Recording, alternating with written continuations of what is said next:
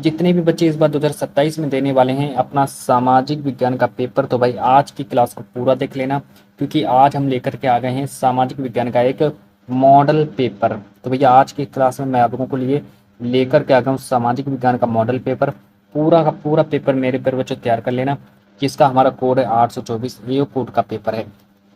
तो इस पेपर के जितने भी क्वेश्चन हैं सारे के सारे प्रश्नों को भाई याद कर लेना, क्योंकि ये पेपर आप लोगों के लिए बहुत ही इंपॉर्टेंट है और 2027 में बिल्कुल आ सकता है पेपर, है ना। आने की बहुत बहुत संभावनाएं हैं इस पेपर की। और हमारा अनुक्रमांक है, यहाँ पर अपना अनुक्रमांक और नाम वगैरह सब कुछ लिख देना। और आज की क्लास में आप लोगों का 70 नंबर भी पक्का होने वाला है।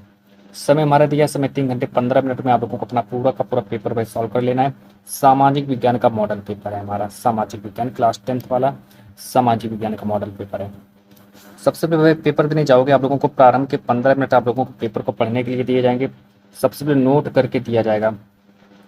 प्रारंभ के 15 मिनट परीक्षार्थियों को प्रश्न पत्र पढ़ने के लिए निर्धारित हैं। जो शुरुआती के जो 15 मिनट होंगे वो आप लोगों को पेपर को पढ़ने के लिए दिए जाएंगे। निर्देश दिया है सभी प्रश्न करना अनिवार्य है। निर्देश नंबर 2 दिया है यह प्रश्न पत्र 2 खंडों खंड आ तथा खंड बा में विभाजित होने वाला है। निर्देश नंबर 3 कहता है खंड आ में 1 अंक के 20 बहुकल्पी प्रश्न हैं जिनका उत्तर हमको OMR सीट पर देना है ना। तो 20 ऑब्जेक्टिव क्वेश्चंस का उत्तर आप लोगों को OMR सीट पर देना है। आगे देखेंगे कि OMR सीट पर उत्तर देने के पश्चात उसे काटे नहीं, OMR सीट को काटे नहीं तथा OMR पर इरेजर और व्हाइटनर का प्रयोग बिल्कुल भी नहीं करना है। खंड बा जो है 50 अंक का है। इसमें 2 प्रकार के प्रश्न है, खंड वर्णात्मक 1, वर्णात्मक 2। अब मानचित्रकार आप लोगों का 10 नंबर का मानचित्रकार भी पूछा जाएगा, है ना। तो इतना सब कुछ करने के बाद फिर आगे देखो, ये हमारे और भी देखो सभी प्रश्नों के अंक उसके सम्मुख अंकित हैं। ये आप लोगों का और इसको पढ़ लेना। और इसके बाद सीधा मैं आप लोगों को ले चलता हूँ खंड आ। खंड आ जो रहने वाला आप लोगों का बहुविकल्पी प्रश्न पूछे जाएंगे, जिसमें हमारे 20 क्वेश्चन होंगे। 20 क्वेश्चन भाई ऑब्जेक्टिव क्वेश्चन होंगे और 20 नंबर का आप लोगों का खंड आ भी पूछा जाएगा। खंड आ जो रहने वाला 20 नंबर का पूछा जाएगा। सबसे पहला मेरा प्रश्न है, प्रश्न नंबर 1 कहता है यूरोप में राष्ट्रवाद का प्रथम राष्ट्र स्पष्ट स्वरूप किस देश में विकसित हुआ था। तो भाई यूरोप में राष्ट्रवाद का प्रथम स्पष्ट स्वरूप किस देश में विकसित हुआ था। तो इसका जो राइट आंसर हो जाएगा, प्रश्न नंबर 1 का राइट आंसर हो जाएगा फ्रांस। फ्रांस मेरा राइट आंसर हो जाएगा। पेपर में 1 नंबर का क्वेश्चन आएगा। चलो आगे देखो प्रश्न नंबर 2। प्रश्न नंबर 2 कहता है यंग इटली संगठन की स्थापना किसने की थी। 1 नंबर का आएगा कि यंग इटली संगठन की स्थापना किसने की थी। तो भाई प्रश्न नंबर 2 का राइट आंसर हो जाएगा मैजनी। इसका राइट आंसर हो जाएगा मैजनी। सारे के सारे प्रश्नों को मेरे पैर बच्चों तैयार कर लेना। और प्रश्न नंबर 1 का राइट आंसर हो जाएगा फ्रांस, है ना। 1 नंबर का ये भी आएगा। पूरा का पूरा पेपर में आप लोगों को सॉल्व करके देने वाला हूँ। 101% मेरे बच्चों सारे प्रश्न तैयार कर लो, एक भी क्वेश्चन को मत छोड़ना। चलो आगे देखो प्रश्न नंबर अगला। प्रश्न नंबर 3 देखो यहाँ पर कहता है कि असहयोग आंदोलन कब प्रारंभ हुआ था। पेपर में 1 नंबर का आएगा कि असहयोग आंदोलन कब प्रारंभ हुआ था। तो भाई असहयोग आंदोलन जो है 1920 में प्रारंभ हुआ था। इसका हमारा बी ऑप्शन सही हो जाएगा। प्रश्न नंबर 4 कहता है दांडी यात्रा का नेतृत्व किसने किया था। 1 नंबर का ये भी आ जाएगा कि भाई दांडी यात्रा का जो नेतृत्व है किसने किया था। ए ऑप्शन दिया Subhash Chandra Bose, B option Mahatma Gandhi, C option Jawaharlal Nehru, D option दिया सरदार पटेल। तो भाई प्रश्न नंबर 4 का जो राइट आंसर हो जाएगा वो मेरा महात्मा गांधी मेरा सही हो जाएगा कि दांडी यात्रा का नेतृत्व जो है वो महात्मा गांधी जी ने किया था। तो हमारा राइट आंसर महात्मा गांधी हो जाएगा। अब आगे देखो प्रश्न नंबर 5। प्रश्न नंबर 5 कहता है भारत छोड़ो आंदोलन किस वर्ष प्रारंभ किया गया था। तो 1 नंबर का आ जाएगा। ए ऑप्शन दिया 1939, बी ऑप्शन 1940, 42। तो इसका राइट आंसर 1942 से हो जाएगा कि भारत छोड़ो आंदोलन 1942 में स्टार्ट किया गया था। प्रश्न नंबर 6 कहता है भारत में काली मिट्टी ज्योति किस फसल के लिए सबसे अच्छी मानी जाती है। काली मिट्टी ज्योति भाई कपास की खेती के लिए सबसे अच्छी मानी जाती है। 1 नंबर का ये भी आ जाएगा। अब आगे देखो प्रश्न नंबर 7। क्वेश्चन नंबर 7 कहता है कि भारत में सबसे अधिक सिंचाई का साधन क्या है। 1 नंबर का आ जाएगा ये भी कि भारत में सबसे अधिक सिंचाई का भाई प्रमुख साधन क्या है। तो कुआं एवं नलकूप मेरा राइट आंसर हो जाएगा। सी ऑप्शन भाई इसका सही हो जाएगा कि भारत में सबसे ज्यादा सिंचाई का साधन क्या है। तो कुआं एवं नलकूप होता है। हीराकुंड देखो प्रश्न नंबर 8। हीराकुंड बांध किस नदी पर बना है। 1 नंबर का ये भी आ जाएगा कि भाई हीराकुंड बांध जो है किस नदी पर बना है। तो प्रश्न नंबर 8 का जो राइट आंसर हो जाएगा वो मेरा महानदी से हो जाएगा। हीराकुंड बांध जो है भाई आप लोगों का महानदी पर बना है। प्रश्न नंबर 9 देखेंगे। प्रश्न नंबर 9 देखो क्या कहता है कि लौह अयस्क का प्रमुख उत्पादक राज्य कौन सा है। 1 नंबर का आ जाएगा। लौह अयस्क का प्रमुख उत्पादन राज्य कौन सा है। तो प्रश्न नंबर 9 का जो राइट आंसर हो जाएगा वो मेरा रेल परिवहन। प्रश्न नंबर 9 का राइट आंसर हो जाएगा आप लोगों का झारखंड। प्रश्न नंबर 9 का राइट आंसर झारखंड हो जाएगा कि लौह अयस्क का प्रमुख उत्पादक राज्य कौन सा, झारखंड। और प्रश्न नंबर 10 कहता है भारत की जीवन रेखा किसे कहा जाता है? 1 नंबर का आ जाएगा। तो प्रश्न नंबर 10 का राइट आंसर हो जाएगा आप लोगों का रेल परिवहन। इसका राइट आंसर हो जाएगा कि भारत के जीवन रेखा किसको कहते हैं? रेल परिवहन को कहते हैं। चलो आगे देखो। अच्छा, आगे फिर मैं ले चलता हूँ आप लोगों को question number next, question number 11। प्रश्न नंबर 11 कहता है भारत में शासन व्यवस्था का स्वरूप क्या है? 1 नंबर का ये भी आ जाएगा। फिर प्रश्न नंबर 12 कहता है भारत में मतदाता बनने की न्यूनतम आयु क्या है? 1 नंबर का ये भी आ जाएगा। प्रश्न नंबर 11 का भाई राइट आंसर हो जाएगा आप लोगों का लोकतंत्र। प्रश्न नंबर 11 का राइट आंसर हो जाएगा लोकतंत्र, और प्रश्न नंबर 12 का राइट आंसर हो जाएगा 18 वर्ष। पहले वोट डालने की आयु 21 वर्ष हुआ करती थी, लेकिन उसको घटा करके 18 वर्ष कर दिया गया। और भारत में शासन व्यवस्था का स्वरूप क्या है? तो भारत में शासन व्यवस्था का स्वरूप लोकतंत्र होता है। अब आगे देखो नेक्स्ट क्वेश्चन नंबर 13। प्रश्न नंबर 13 कहता है भारतीय संविधान कब लागू किया गया? 1 नंबर का ये भी आ जाएगा। ये आप देखो भारतीय संविधान भाई कब लागू किया गया था? तो प्रश्न नंबर 13 का राइट आंसर हो जाएगा 26 जनवरी 1950। इसका बी ऑप्शन याद रखेंगे, 26 जनवरी 1950। चलो आगे देखो प्रश्न नंबर 14। प्रश्न नंबर 14 को देखने वाले हैं हम लोग। प्रश्न नंबर 14 देखो यहाँ पर क्या कहता है, भारत में कितने स्तर की सरकार होती है? 1 नंबर का आ जाएगा कि भारत में कितने स्तर की सरकार होती है? तो भारत में भाई यहाँ पर 3 स्तरों की सरकार होती है। इसका बी ऑप्शन याद रखेंगे। प्रश्न नंबर 15 कहता है चुनाव कराने का कार्य का कौन करता है? जो चुनाव कराने का भाई कार्य कौन करता है? तो चुनाव कराने वाला कार्य जो होता है वो सब काम निर्वाचन आयोग का होता है। ये सब सारे के सारे काम निर्वाचन आयोग करता है। तो 1 नंबर का ये भी आ जाएगा। अब आगे देखो प्रश्न नंबर 16। प्रश्न नंबर 16 कहता है भारत की अर्थव्यवस्था का प्राथमिक क्षेत्र कौन सा है? जो भारत की जो अर्थव्यवस्था है उसका प्राथमिक क्षेत्र कौन सा है? 1 नंबर का ये भी आ जाएगा। एंड तो भाई प्रश्न नंबर 16 का राइट आंसर हो जाएगा साख। प्रश्न नंबर 16 का राइट आंसर हो जाएगा साख। साख ऑप्शन में नहीं। प्रश्न नंबर 16 कहता है कि भारत की अर्थव्यवस्था का प्राथमिक क्षेत्र कौन सा है? प्रश्न नंबर 16। तो भाई प्रश्न नंबर 16 का राइट आंसर हो जाएगा प्रमुख क्षेत्र भाई हमारा कृषि होता है ना, कृषि ही होता है। प्रमुख क्षेत्र हमारा कृषि होता है। और मुद्रा का प्रमुख कार्य क्या होता है? मुद्रा का भी प्रमुख कार्य क्या होता है? 1 नंबर का प्रश्न ये भी आ जाएगा। तो प्रश्न नंबर 17 का राइट आंसर हो जाएगा विनिमय का माध्यम, है ना। मुद्रा का प्रमुख कार्य होता है विनिमय का माध्यम। और प्रश्न नंबर 18 देखेंगे। प्रश्न नंबर 18 कहता है बैंक द्वारा लिए गए ऋण को क्या कहेंगे? अब भाई बैंक से अगर हम कोई ऋण लेते हैं तो उसको हम क्या कह देंगे? उसको मैं साख कहूँगा। 1 नंबर का ये भी आ जाएगा। आगे देखो प्रश्न नंबर 19। प्रश्न नंबर 19 देखेंगे उपभोक्ता अधिकार अधिनियम का उद्देश्य क्या है? 1 नंबर का आएगा कि जो हमारा उपभोक्ता अधिकार अधिनियम है इसका मुख्य उद्देश्य क्या होता है? तो भाई इसका मुख्य उद्देश्य जो होता है उपभोक्ताओं की सुरक्षा करना है। इसका बी ऑप्शन याद रखेंगे। प्रश्न नंबर 20 कहता है राष्ट्रीय आय में सबसे अधिक योगदान किस क्षेत्र का है? जो हमारा राष्ट्रीय आय है उसमें सबसे अधिक योगदान किस क्षेत्र का होता है? तो भाई प्रश्न नंबर 20 का राइट आंसर हो जाएगा तृतीयक क्षेत्र का, है ना। तृतीयक क्षेत्र का हमारा राइट आंसर हो जाएगा। इसका ये भी हमारा 1 नंबर का आएगा। तो भाई मैंने आप लोगों को 20 क्वेश्चन बता दिए, 20 प्रश्न आप लोगों के मैंने कंप्लीट कर दिए।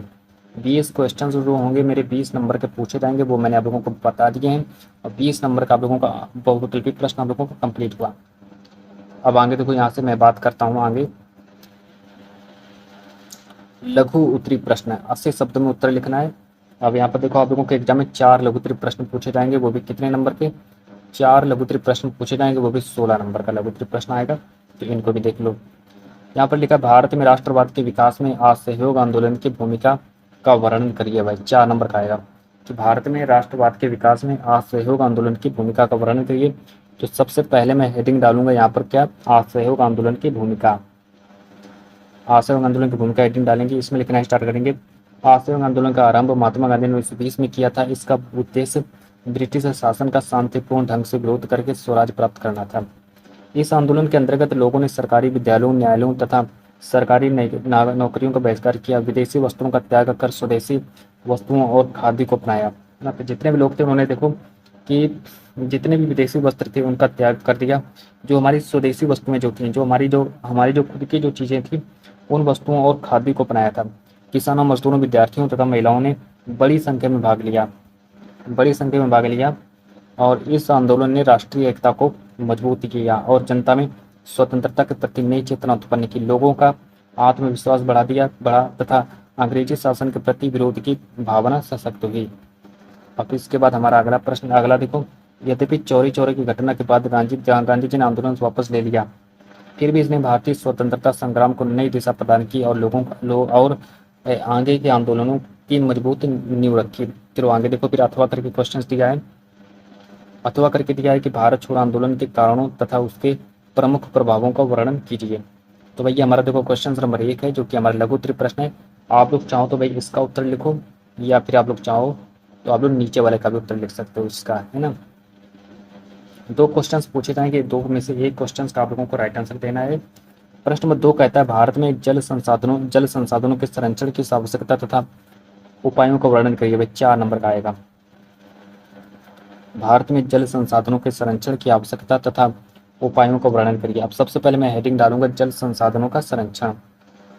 पहली हेडिंग यहाँ पर मेरी पड़ेगी जल संसाधनों का संरक्षण। इसमें लिखेंगे, जल मानव जीवन, कृषि तथा उद्योग का प्रमुख आधार है।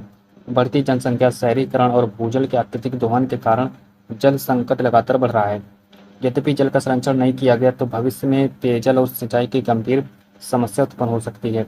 जल संरक्षण के लिए वर्षा जल संचयन को बढ़ावा देना चाहिए। तालाबों, झीलों तथा नदियों की नियमित सफाई और संरक्षण आवश्यक है। खेतों में ड्रिप एवं स्प्रिंकलर सिंचाई जैसी आधुनिक तकनीकों का उपयोग करना चाहिए। उद्योगों में जल का पुनर्चक्रण तथा घरों में जल का सीमित और सार्वजनिक उपयोग करना चाहिए। जल संरक्षण से उपयोग संतुलित रहता है तथा आने वाली पीढ़ियों के लिए पर्याप्त जल उपलब्ध रहता है। जो हमारा जल संरक्षण जो है, वो जो हमारी आने वाली जो पीढ़ियाँ जो होती हैं उनके लिए जल हमारा बहुत अच्छा रहता है, उपलब्ध रहता है ना। तो इसलिए हमारा जल को हमें संरक्षण से बचाना चाहिए, है ना, उसका हमें सही करना चाहिए। अब आगे देखो, यहाँ पर अथवा करके दिया है कि जलोढ़ मृदा का निर्माण कैसे होता है। खादर और बांगर में अंतर स्पष्ट कीजिए। तो ये हमारा क्वेश्चन नंबर दूसरा भी मेरा कंप्लीट हुआ। क्वेश्चन नंबर 2 आप लोग चाहो तो क्वेश्चन नंबर 2 का उत्तर लिख सकते हो, या फिर आप लोग क्वेश्चन नंबर 3 का उत्तर। यहाँ पर इसका 2 में से क्वेश्चन को आप लोगों को उत्तर लिखना पड़ेगा। अब आगे देखो, यहाँ पर प्रश्न नंबर 3 देखो क्या कहता है। प्रश्न नंबर 3 कहता है, लोकतंत्र की प्रमुख विशेषताओं को वर्णन करिए। तो 4 नंबर का ये भी आ जाएगा कि लोकतंत्र की प्रमुख विशेषताओं का वर्णन करना है। भाई उत्तर डालेंगे लोकतंत्र के प्रमुख विशेषताएं। यहाँ पर लिखना स्टार्ट करेंगे, लोकतंत्र ऐसी शासन व्यवस्था है जिसमें जनता अपने प्रतिनिधियों का चुनाव करके सरकार बनाती है। लोकतंत्र में जनता सर्वोच्च होती है तथा सरकार जनता के प्रति उत्तरदायी रहती है। सभी नागरिकों को समान अधिकार और समान अवसर प्राप्त होते हैं। प्रत्येक वयस्क नागरिक को मतदान का अधिकार है। जितने भी वयस्क नागरिक हैं सबको वे मतदान करने का अधिकार है दिया जाता है। संविधान सर्वोच्च होता है तथा कानून का शासन स्थापित करता रहता है। अभिव्यक्ति की स्वतंत्रता, धर्म की स्वतंत्रता और संगठन बनाने की स्वतंत्रता लोकतंत्र की प्रमुख विशेषताएं हैं। इसके बाद आगे देखो लिखेंगे यहाँ पर कि लोकतंत्र में समय समय पर स्वतंत्र एवं निष्पक्ष चुनाव कराए जाते हैं, जिससे सरकार जनता के प्रति जवाबदेह बनी रहती है। इस व्यवस्था सामाजिक न्याय, समानता, सहिष्णुता और राष्ट्रीय एकता को बढ़ावा देती तथा नागरिकों को शासन में भागीदारी का अवसर प्रदान करती है। इसके बाद फिर भाई यहाँ पर हमारा अथवा करके दिया है कि संघवाद से आप क्या समझते हैं। भारत की संघीय व्यवस्था की प्रमुख विशेषताओं का वर्णन करिए। तो भाई इसमें से आप लोगों को चाहो तो भाई इसका उत्तर लिखो, ये जो हमारा दिया है इसका उत्तर लिख सकते हो, या फिर आप लोग 2 में से एक क्वेश्चन का उत्तर लिखना पड़ेगा। इसका उत्तर लिखो या फिर आप लोग इसका भी उत्तर लिख सकते हो। ये देखो हमारा दिया है, अथवा करके दिया है, इसका उत्तर लिख सकते हो। 2 में से आप लोगों को एक क्वेश्चन का उत्तर लिखना पड़ेगा। अब प्रश्न नंबर 4 देखो क्या कहता है।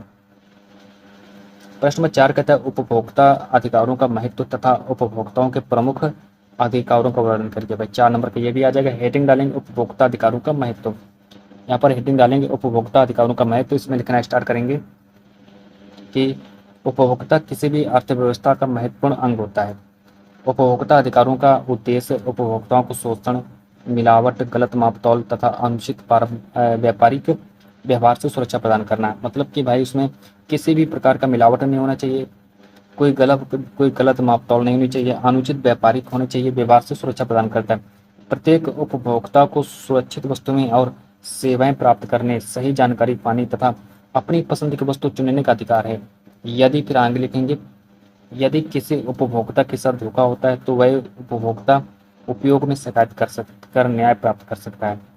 उपभोक्ता शिक्षा का अधिकार लोगों को अपनी अधिकारों के प्रति जागरूक बनाता है। वस्तु खरीदते समय ISI एक मार्क तथा हॉल मार्क जैसे गुणवत्ता चिन्ह, बिल और समाप्ति तिथि अवश्य देख लेनी चाहिए।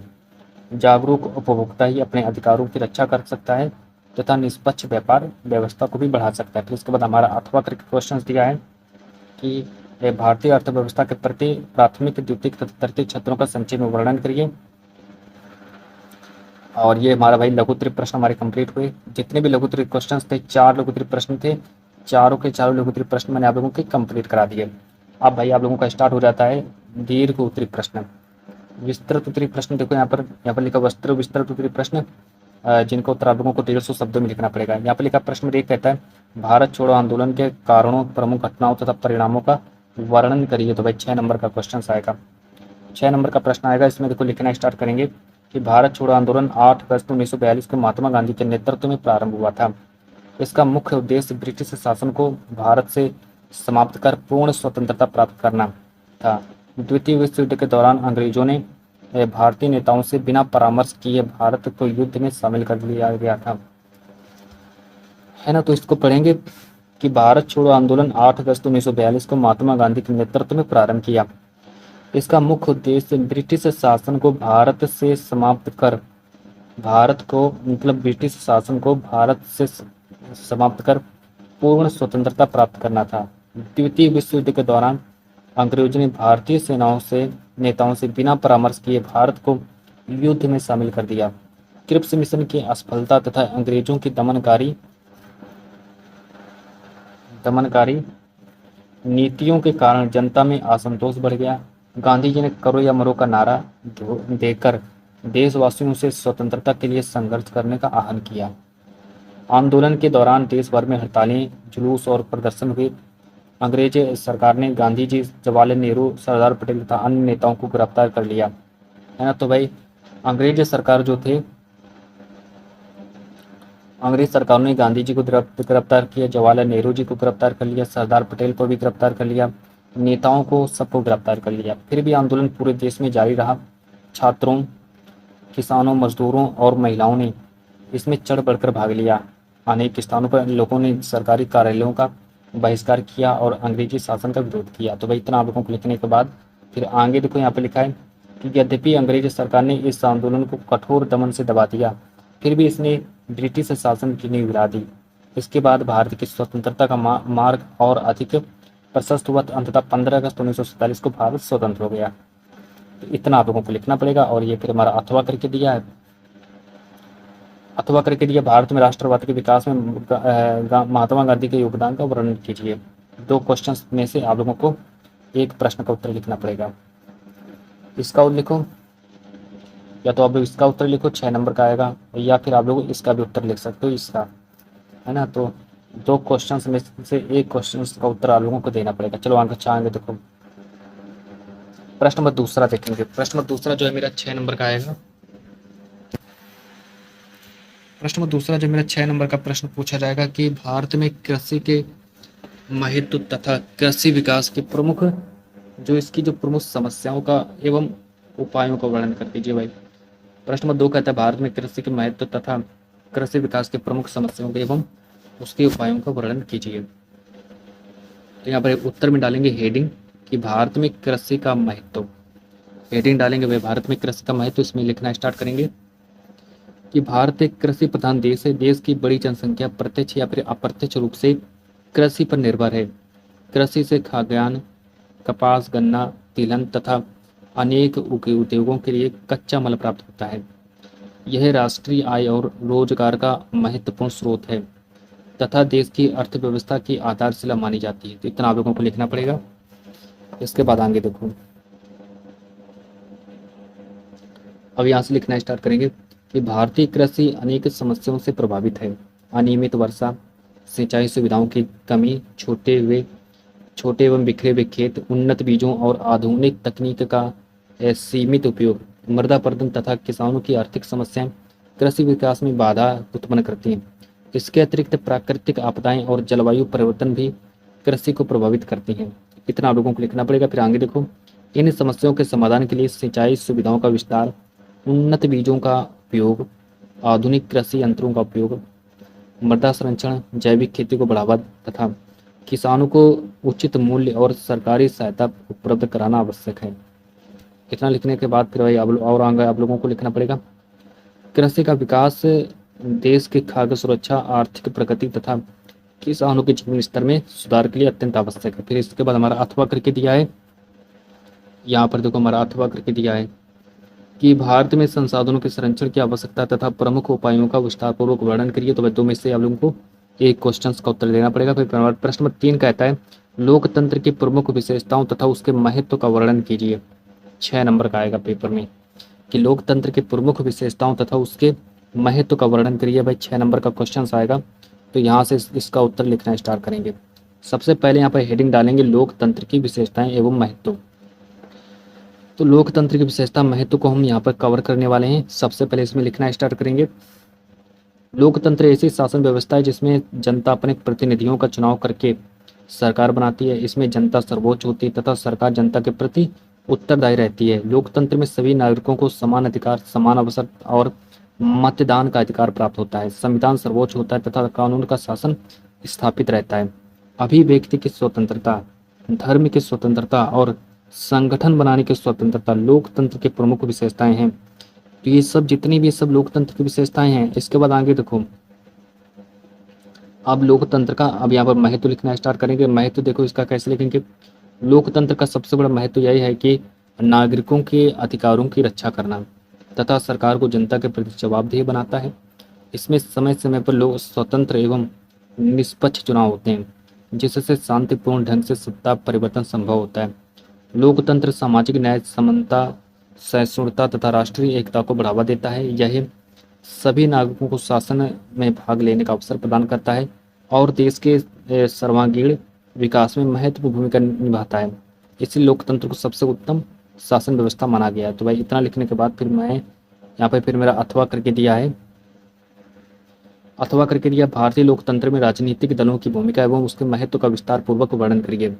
भाई अथवा करके दिया भारत में लोकतंत्र राजनीतिक दलों की भूमिका एवं महत्व का विस्तार पूर्वक वर्णन करिए। फिर इसके बाद आगे देखो क्वेश्चन नंबर 4 कहता है, प्रश्न नंबर 4 कहता है कि उपभोक्ता अधिकारों का महत्व तथा उपभोक्ताओं का प्रमुख अधिकारों का वर्णन करिए। भाई उपभोक्ता अधिकारों का महत्व, हेडिंग डालेंगे उपभोक्ता अधिकारों का महत्व। अब यहाँ पर देखो हेडिंग पड़ेगी मेरी उपभोक्ता अधिकारों का महत्व। यहाँ पर इसमें लिखना स्टार्ट करेंगे उपभोक्ता किसी भी अर्थव्यवस्था का महत्वपूर्ण अंग होता है। उपभोक्ता अधिकारों का उद्देश्य उपभोक्ताओं को शोषण, मिलावट, गलत मापतौल तथा अनुचित व्यापारिक व्यवहार से सुरक्षा प्रदान करना है। उपभोक्ता संरक्षण अधिनियम के अंतर्गत उपभोक्ताओं को अनेक अधिकार दिए गए। तो कौन कौन से भी अधिकार आप उपभोक्ताओं को दिए गए, तो उनके अधिकारों का वर्णन भी करना है हमको। प्रमुख अधिकारों में सुरक्षा का अधिकार, सूचना प्राप्त करने का अधिकार, अपनी पसंद की वस्तु या सेवा चुनने का अधिकार, शिकायत करने का अधिकार, उपभोक्ता सुरक्षा का अधिकार तथा क्षतिपूर्ति प्राप्त करने का अधिकार शामिल है।